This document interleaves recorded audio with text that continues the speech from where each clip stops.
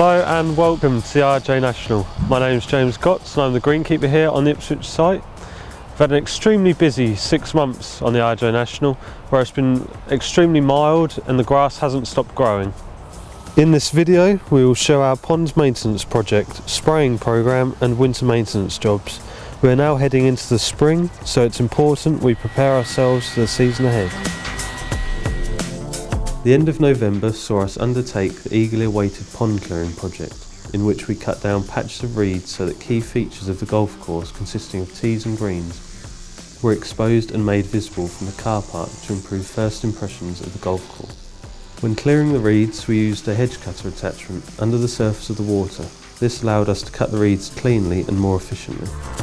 One of our apprentices on site, Ollie Seward, helped with the project. We narrowed the width of the reeds that were being left in patches around the pond banks from 3 metres down to 1 metre, giving a wider expanse of water and tidying the overall appearance of the pond. Around the third green we cleared both channels, which should help with the water flow freely in these areas, helping the aquatic life in the pond to expand. It also makes the pond more manageable, and a plan has been put into place to make it an annual project.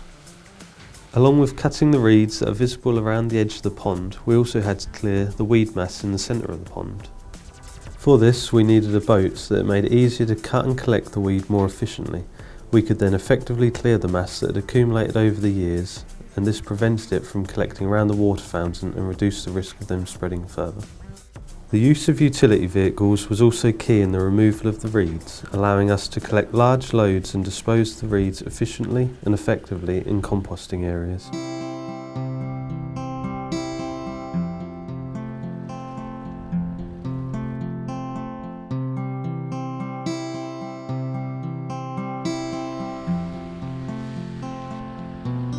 The winter was extremely mild last year, meaning the autumn lasted longer than normal.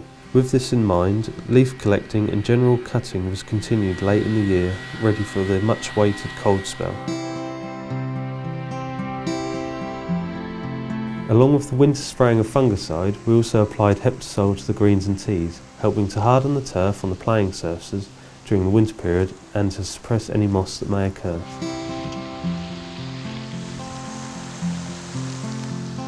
At the end of the late autumn, to see us through part of the winter, we applied Pro Iron to help give a bit of colour to the greens and approaches, but with minimal growth.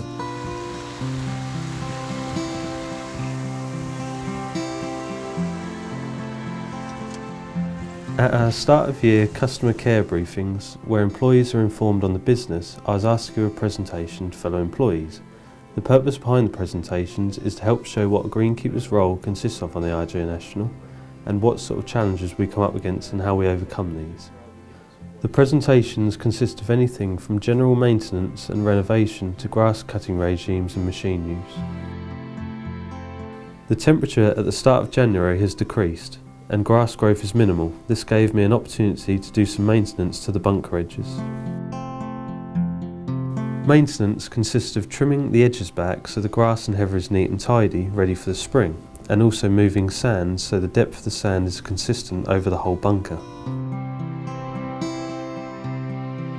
Each year on the RJ National we try to increase our gorse population around the golf course to expand the habitats for insects and animals. With some help from Howard Swan, our architect, who came in to discuss the planting of gorse, we then came up with a plan to increase the population along the first and the third holes. Once the plan was agreed, we then arranged for 300 gorse plants to be delivered and flags to be placed in a general shape, which gave us an idea of what we wanted to achieve. Planting was then completed in around a day. Also, on Howard's visit to Ransomes Jacobsen, we set out a plan for increasing our heather population around bunkers and greens.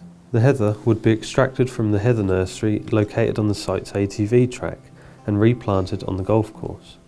Also, the introduction of steps to the teeing areas and second green will be implemented late February.